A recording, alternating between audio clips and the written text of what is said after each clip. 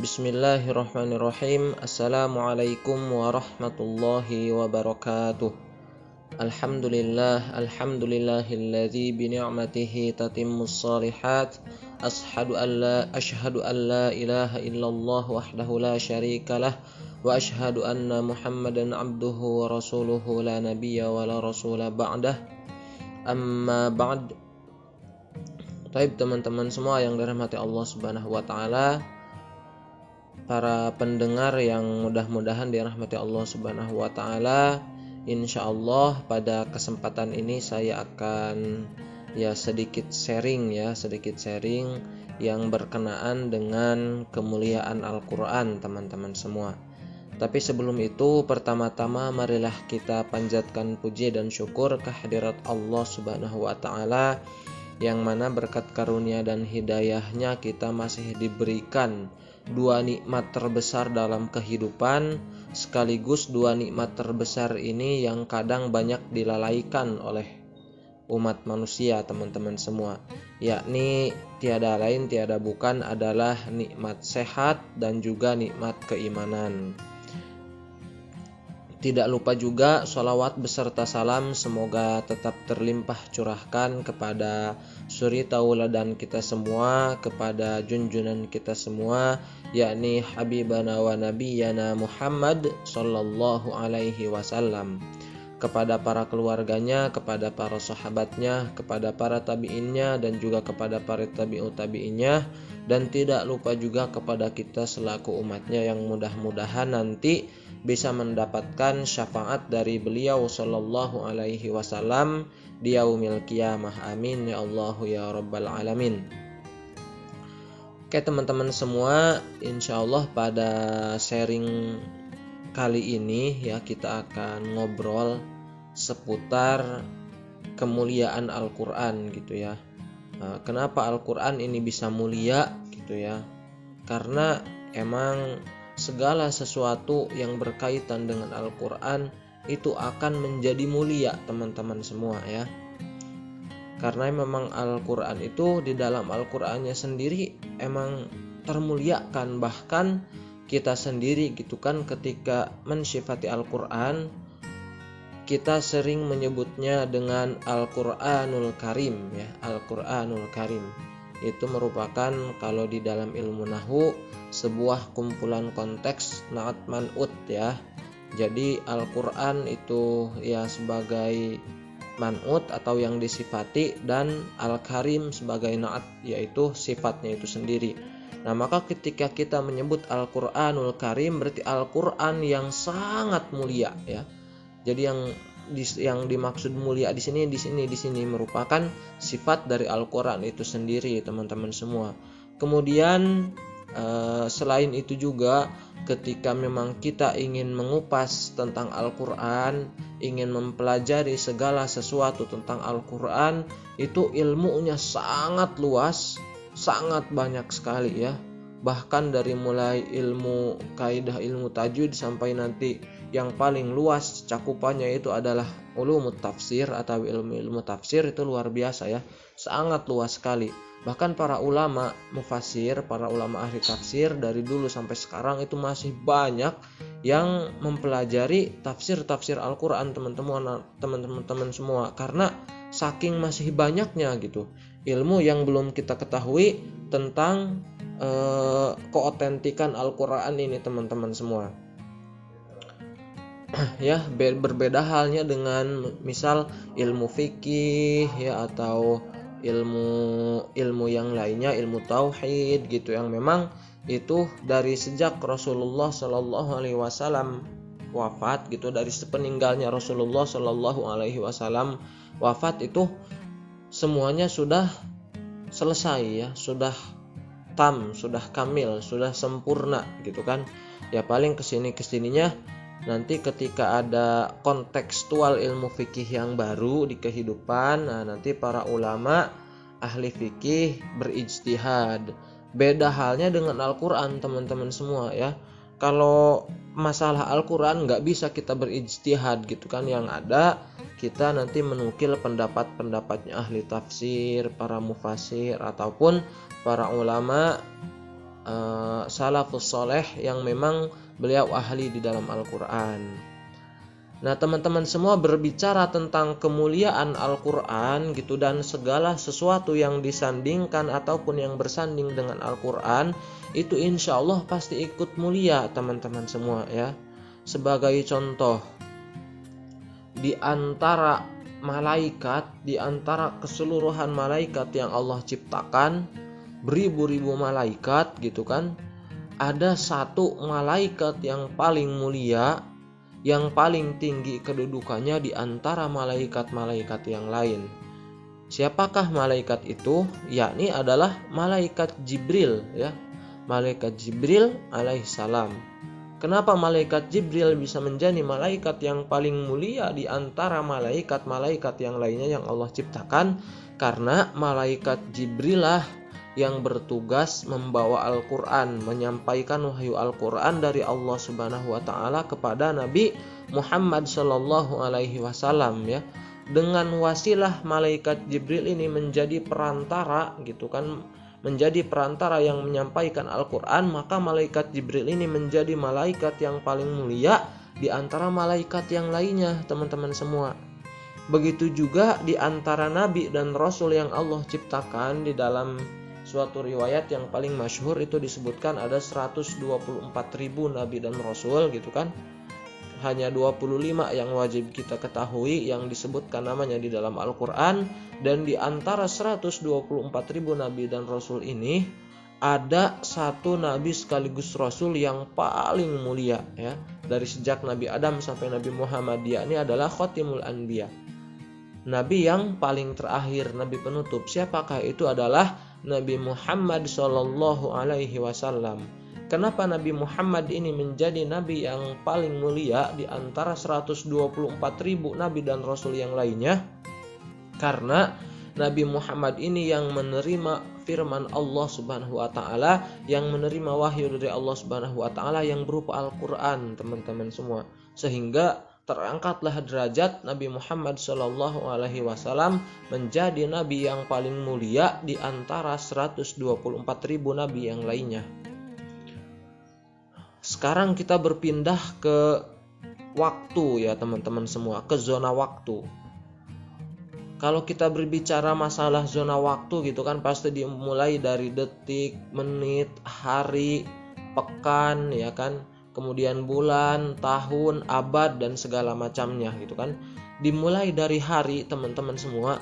Dalam satu tahun kita memiliki 365 hari, memiliki 365 malam. Dan di antara hari-hari tersebut, di antara malam-malam tersebut yang 365, yang Allah sebutkan sendiri di dalam Al-Quran sebagai malam kemuliaan, yaitu Al-Qadr, sebagai malam kemuliaan. Kenapa disebut Al-Qadr? Kenapa disebut malam kemuliaan atau malam yang paling mulia?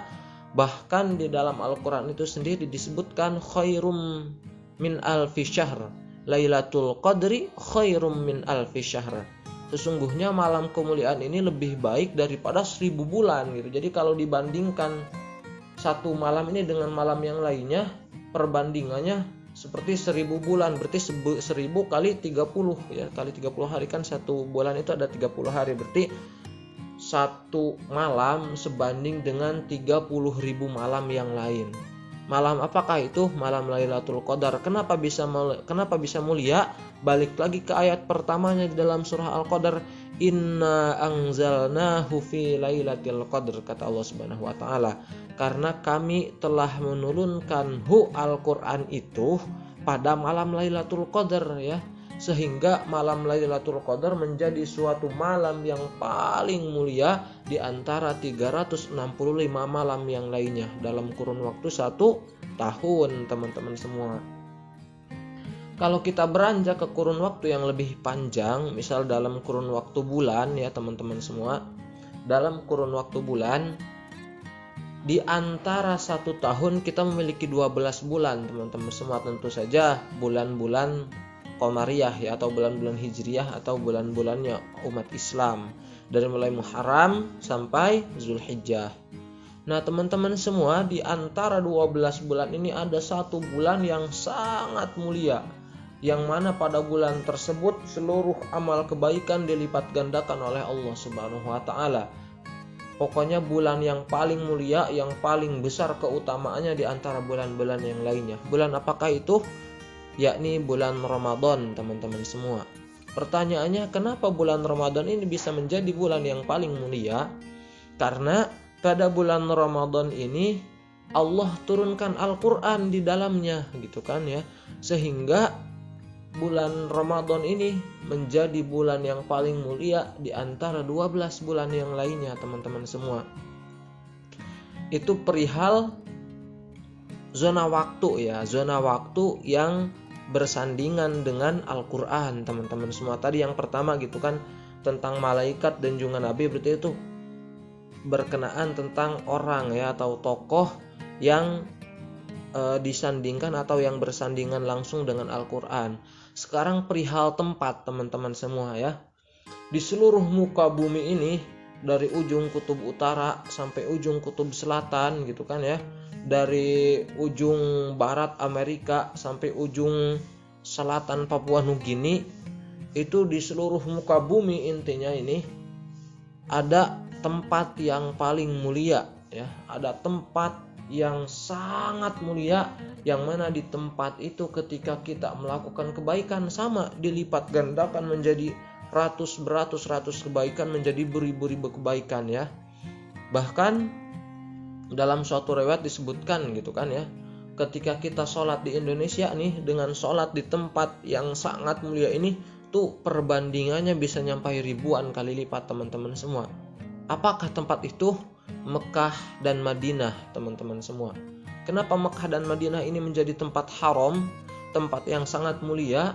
Masjidnya ada Masjidil Haram sama Masjid Nabawi di Madinah gitu kan, yang mana ketika kita bisa melaksanakan sholat di sana pahalanya menjadi ribuan kali lipat, menjadi berlipat-lipat dibandingkan dengan kita sholat di Indonesia. Kenapa tempat tersebut bisa menjadi sebegitu mulianya gitu kan ya, Mekah dan Madinah ini? Karena sekali lagi kembali ke Al-Qur'an ya. Karena Al-Qur'an diturunkan di dua tempat suci itu. Al-Qur'an diturunkan di dua kota itu, teman-teman semua ya. Makanya dari 114 surah di dalam Al-Qur'an, dari ribuan ayat di dalam Al-Qur'an itu hanya terbagi menjadi dua ya, yang berkenaan dengan tempat, yaitu ada ayat-ayat madaniyah, ada ayat-ayat makiyah, ada surah-surah madaniyah, ada surah-surah makiyah, teman-teman semua. Yakni yang diturunkan di Mekah dan juga yang diturunkan di Madinah. Sehingga dua tempat ini menjadi dua tempat yang sangat mulia yang ada di muka bumi ya. Ada dua tempat yang dari seluruh miliaran umat muslim yang ada di muka bumi ini pasti semuanya ada keinginan untuk pergi ke sana, teman-teman semua, ke tempat yang sangat mulia tersebut. Nah, kemudian beranjak dari itu semua, teman-teman semua, kalau kita ingin membandingkan kemuliaan Al-Qur'an gitu kan ya, sebenarnya yang dimaksud dengan Al-Qur'an atau yang mulia itu bukan bentuk kasarnya Al-Qur'an gitu. Kalau sekarang ya kita sebut mushaf ya, mushaf itu Al-Qur'an yang sudah dibukukan ya. Kenapa itu mushaf itu bisa mulia gitu kan, disimpannya harus di paling atas ya. Terus megangnya jangan sembarangan gitu kan, harus punya wudhu, kita harus dalam keadaan suci. Bahkan di dalam Al-Qur'an juga disebutkan la yamassuhu illal mutahharun, janganlah kalian merabanya atau mengambilnya atau membawanya kecuali dalam keadaan suci gitu kan. Kenapa gitu kan, mushaf ini, buku ini, kitab ini bisa jangan sembarangan gitu, bisa sangat mulia karena di dalamnya ada Al-Qur'an, ada tulisan Al-Qur'an, teman-teman semua ya. Sebagai analogi gini, misal ya, kita punya kertas HVS lah ya. Taruhlah kertas HVS atau kertas biasa yang polos, yang kosong gitu kan, ada buku gambar atau ya yang kosong. Kemudian kita ambil satu lembar dan disobek dibagi dua ya, teman-teman. Misal ketika kita sobek menjadi dua, sobekan yang pertama kita tulisin sebuah pantun, misalnya jalan-jalan ke kota baru, jangan lupa membeli sepatu gitu kan, dan segala macam lah ya. Kita tulisin pantun, apalah gitu pantunnya. Kemudian di sobekan kertas yang kedua, nah kita tuliskan ayat Al-Quran. Jangan panjang-panjang ya, tulis bismillah aja. Bismillahirrahmanirrahim. Tulis di sobekan kertas yang kedua. Kira-kira di antara kedua sobekan kertas tersebut yang akan lebih kita jaga sobekan kertas yang mana? Ya, tentu jawaban kita selaku umat muslim yang taat, yang tahu ayat Al-Quran, pasti akan lebih memuliakan sobekan kertas yang kedua. Kenapa? Karena di dalamnya ada ayat Al-Quran, nyimpennya gak sembarangan gitu kan. Bahkan mungkin kita akan menjaganya dari kotoran, dari basah gitu kan, megangnya gak sembarangan. Mungkin kita harus punya wudhu dulu kalau emang yang benar-benar hati-hati. Tetapi kalau disobekan yang pertama yang kita tulis pantun, mau kena lumpur, mau kita injak-injak, mau kita remes-remes buang ke tong sampah, gak masalah kan, kita gak keberatan gitu. Kenapa ya? Ya karena beda. Disobekan yang kedua, di dalamnya terdapat ayat Al-Quran, sehingga sebuah kertas kosong aja HVS yang tadinya mungkin sebuah sobekan kecil, enggak ada maknanya sama sekali, enggak ada nilai jualnya sama sekali, enggak ada sesuatu yang menarik di dalamnya gitu kan, tetapi bisa menjadi sangat kita jaga ketika di dalamnya terdapat ayat Al-Quran atau ditulis ayat Al-Quran. Ya seperti itu teman-teman semua, analogi Al-Quran dengan segala kemuliaannya. Jadi segala sesuatu yang disandingkan dengan Al-Quran, insya Allah akan ikut mulia. Ya, analoginya tadi kertas HVS yang tadi yang polos gitu kan. Beda kalau misalkan di sobekan yang kedua tadi ada Bismillahirrahmanirrahim, gak bisa kita injak-injak gitu kan, kita wejek-wejek masukin tong sampah, apalagi nyimpan sembarangan gitu kan, dilempar ke lumpur, gak bisa ya, gak bisa.